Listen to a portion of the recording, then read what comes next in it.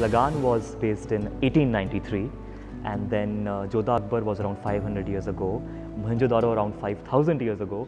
So is there some kind of obsession with history or periodic dramas? Yeah, you can say that. Though I never start out thinking that let me now make another film set in a different era. My takeoff point is never that. I'm more interested in which are the untold stories. So when I say untold story, I mean, it might be a section of that time period where we know the era, but we don't know that story. So example, Jodha Akbar. We know about Akbar, we know about Jodha, but we don't know what happened between the two. Similarly, we know about this civilization, but we don't know what happened then. So it excites me to create a new world and also tell an untold story.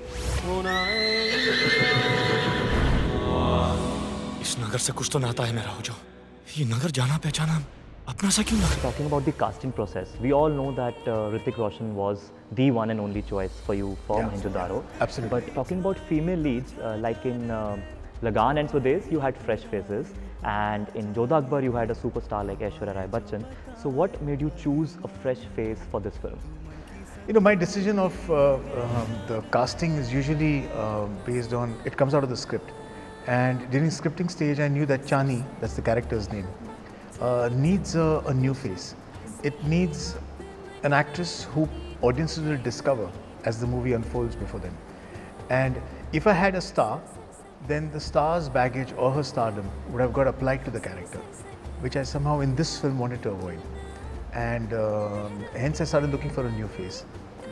And I looked and looked and looked till finally then Sunita, who's also my wife and who's the producer of the film, she spotted Pooja in one of the commercials. And she said, why not call her and test her? And that's how we called in Pooja Hegde. And she was fab in the first audition itself. And I knew that this is my Chani.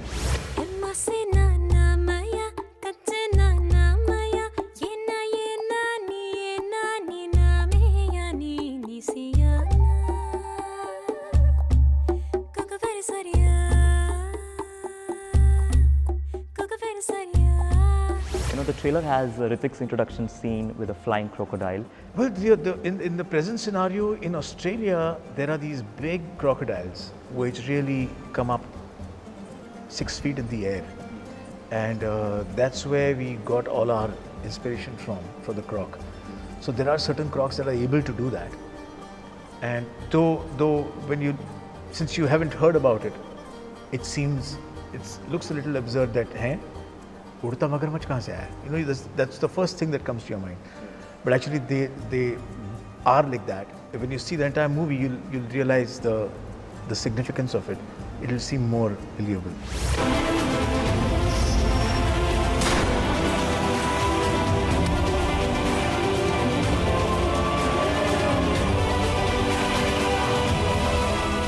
You do take some kind of creative liberties because it's cinema. So what percentage of fact and fiction is there? Because if it's totally fact, it becomes a documentary. Yeah. So what amount of fiction have you added in this one? I would say 50-50.